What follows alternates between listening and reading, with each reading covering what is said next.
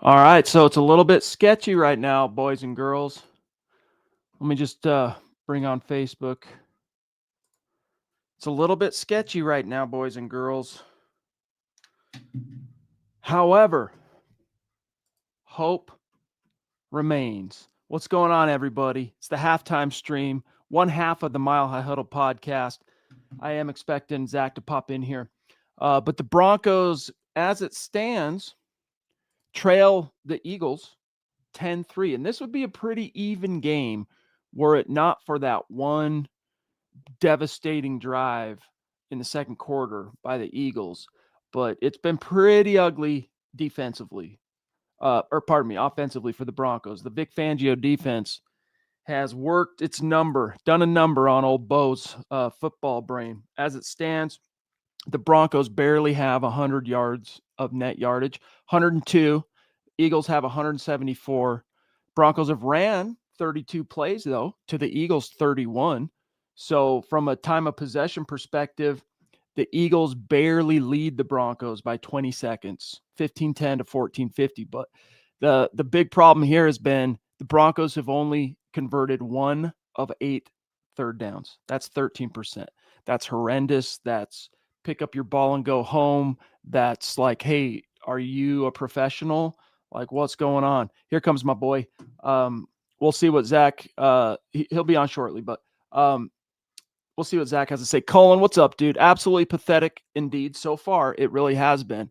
The defense has hung in there, but once again, this is the kind of game where you need your best players to play the best. There he is. Zach, what's up, brother? Yes. I've already been spitting for a second, dude. We'll give everybody your reaction to the first half. I mean, very underwhelming. I mean, probably you said the same thing I already did, Chad. Pretty underwhelming on both sides. The Broncos defense is keeping it in the game. Bo Nix is not. He's having a poor performance, in my opinion, missing too many passes. Receivers are not helping him out. Same old, same old. The game is there for the taking. The Broncos are not taking it so far. Thank you, Colin, for that super chat. William, jumping in on super. Also, hey, let's celebrate. He's been a member, a dear member for 2 months. Week 5 still, mental lapses, bad penalties, drop passes. That's who we are apparently at this point. We can still win, but this is our Achilles heel. We can win this. Let's go. I agree. Everything you just said, 100%. We'll talk more about it here shortly. Gene, what's up, bro? Dude, Moss is killing me. Why is he getting burned so bad? Well, first of all, the one thing, I'll say 2 things of that kind of are drawbacks for Riley Moss, Zach, is he lacks slightly the ideal length prototype for boundary corner, and then speed. The last guy you really want him lined up against, in my opinion, Zach, is Devontae Smith. Like, honestly, like that's a tough matchup. This is a tough matchup for the Broncos corners, but that's not even the story of the day to me, Zach. The story of the day is Pat Surtain's just letting A.J. Brown win on all these underneath routes. Well, if it's 3rd and 17, though, why is Riley Moss playing press coverage? Why is he not playing back? He let Devontae Smith get behind him. It's pretty inexcusable. So it's on Moss. It's also on the scheme alone, also, Chad.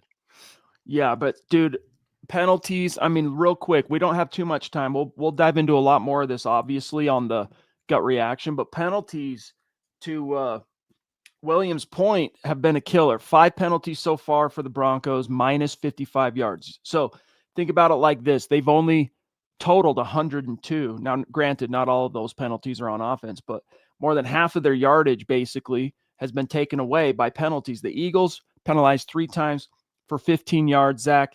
And that decision to pick up that flag at the end of the second quarter, what did you make of that? What I made of it is if it was Philadelphia, they wouldn't have picked up that penalty flag, Chad. It really does seem like the NFL officials are out to get Sean Payton and the Broncos, but I don't want to pin this game on the officiating. The Broncos have to go out there in the second half and take it. It is there for the taking. Ronk jumping in, dude. Thank you, pal. Saying Riley Moss not getting help. Yeah, so far on that one brutal possession of the Eagles, Zach, Riley Moss, the last thing you want to do if you're Moss is have him lined up with Smith with no help. And if that's the way it's going to shake out, Moss has to be smart enough to know, hey, man, I got to freaking bump this dude at the line of scrimmage. I have to disrupt his momentum. And that didn't happen on that big strike. That's why there was 4 yards of separation, Thankfully, the ball was underthrown just enough where Moss could kind of catch up to him, but that could have been even worse, even though the drive still led to a touchdown. Yeah, Ronk, you're right. I think we're going to see some bracket coverage in the second half because he does need help back there, and they cannot allow the receivers to get behind them. Let's see what Renee says on Facebook. Be nice if the offense woke up. Where's our all-world tight end, Ingram? And what are the number one pick out of Texas, Jade Barron? Could have been better spent on a running back or a tight end. Offense is horrid. Nick seems to have gone back asswards. Yeah, and I was initially, Zach, encouraged by Bo on the first couple of possessions. And, Yep. if his guys catch a couple passes, we could be singing a different song here. It could be 10-10. It could be tied up right now. But then after that, Nick's really has no one to blame for himself, even taking that bad sack like he should that knocked him out of field goal range. You got to see that pressure coming. And yes, Quinn Miners obviously is the one that gave up that blitz pressure. And by the way, Vic Fangio throwing a blitz at the kid. Ingram has one catch for -3 yards. Trent Sherfield is more involved right now in the offense. And you said it, Chad. I'm a little tired of the overthrows, the missed opportunities, the receivers not laying out, Bo missing these deep passes. He was billed for his accuracy. How much longer until the Broncos are going to hit on these deep balls? Seth, that's a takeaway. Yeah. PS2 and Moss so far not holding up as well as you'd like them to. And I don't know what it is this year. PS2 has been getting a lot of pass interference calls. I don't know what it is, but maybe because of the attention and being the decoy. I don't know, but it's uncharacteristic. Colin, again, brother, thank you. Riley Moss has become the ultimate litmus test for ball knowledge. People calling for his benching are failing.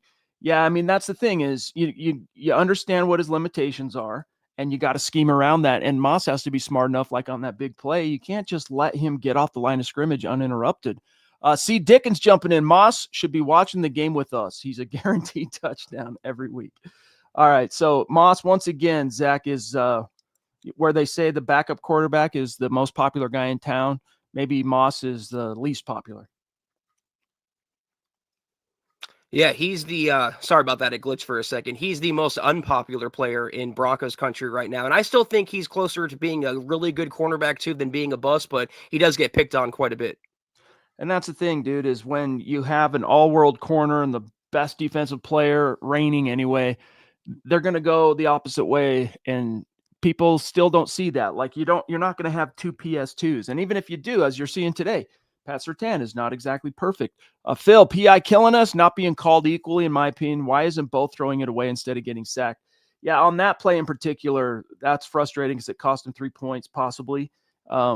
But yeah, Bo has not looked good after from about the third possession on. Boot boy, what's up, Josh? I'm not worried about Moss, Knicks, or anything. I'm tired of all these fans crying and complaining, calling it a game, and we're down one score. Come on now. That is the silver lining here, Zach.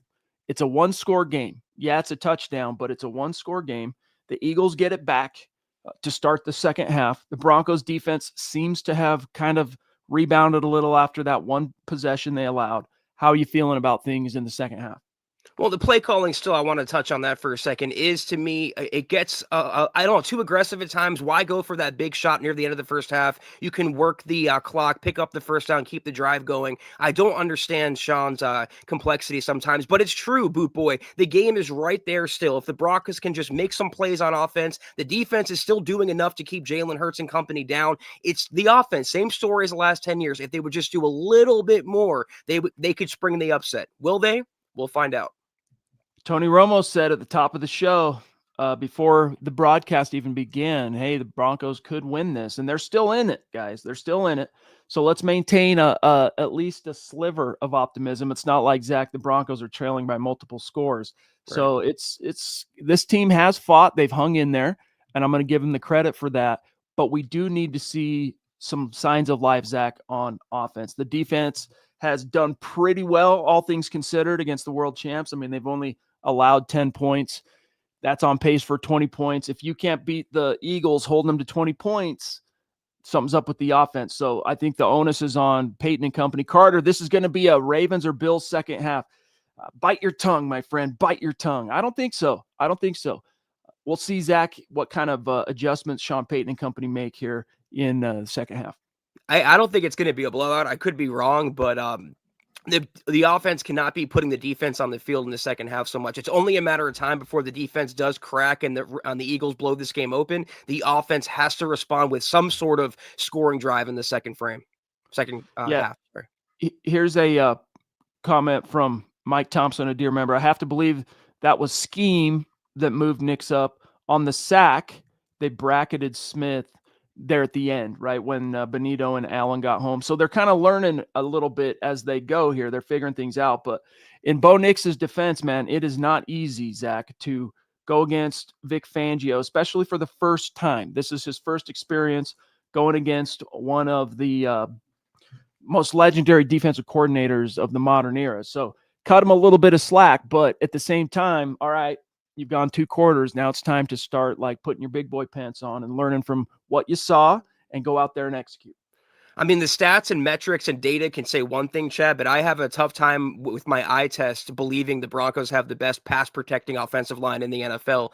To me, they allow way too much pressure at times, and that has to get cleaned up. Which is crazy because the Eagles, remember, went into this game with only 6 sacks. 6 sacks, dude. And that tied him for the 26th fewest in the NFL. And the Broncos had only given up 3 sacks, tied for the first fewest, right? They're the fewest amount in the NFL. And they've been able to get very consistent pressure on Bo. But uncharacteristically, Zach, Vic Fangio has been throwing some numbers at Bo, like some interesting blitzes and stunts. Even that sack he took that knocked him out of field goal range was a stunt. And maybe I'm overthinking it, but Quinn Miners did have that illness earlier this week. I wonder if that's still playing a part, but he's been maybe not on top of his game 100%, Chad, the last couple weeks. I agree here with the sentiment. Let's go, Mailman Ossendorf. Get to work, make the adjustments. I see. Mike's. I see what you meant, Mike. Ed Keating jumping in saying this team is at least a year away from winning the division. We just can't beat good teams. Our receivers aren't that good, and the D-line is not getting to Hurts without blitzing. They can't do it with 4 against good O-lines. I don't know. We'll see, guys. The second half is about to kick off here, Zach. Any predictions? I think it's going to be a close, hard-fought game. Like we said a few minutes ago, neither of us see a blowout in the second half a la Baltimore or Buffalo. It could come down to the fourth quarter, but it's not if the Broncos offense does not wake up soon. That's my takeaway here, guys. 2 things. Start being a little smarter with help over the top on defense, and offense, time to wake up. You got to get yours. You got to get yours if this is going to be a game, if you're going to have a chance at the end. String guy, don't agree, Zach. I think the play calling's fine, but the players have to execute. I think it's a little bit of everything. And the refs picking up that flag at the end, I mean, you can't, of the second quarter, you can't cry over spilt milk, Zach, but the heck, man, what the heck is that about? Like, come on, dude. Like the whole reason, not the whole reason, but a good reason why the Eagles ended up getting that touchdown drive was, of course, the big PI on Surtain. You know, call it both ways, guys. I was just talking about that one play in particular, String Guy. If you have a difference of opinion, that's cool. I just wanted the Broncos to keep that drive going there. Boise, man, real quick before we dip out, how many illegal formation calls are we going to see? I know, dude. That's been like consistent throughout the season, right? Throughout the season. Really weird. Good observation, Boise, man. Michael Williams, MHH for life. Let's go Broncos. Exactly. Let's go. Come on, guys. Got a lot of football left to be played. Okay, they just kicked. So Zach and I will see you in 2 quarters for the gut reaction. And it looks like tackled on the 26 on the return. So Eagles starting on their own 26. Love you guys. We'll see you. Keep your chin up. There's still time yet. It's only 1-score game, Zach. Yeah, we'll see you guys soon. Thank you, Colin. Appreciate you. Having trouble, just go to the channel, hit join. And if you have a problem with that, I'll see what I can do to help you on the gut reaction. Love you guys. See you in 2 quarters.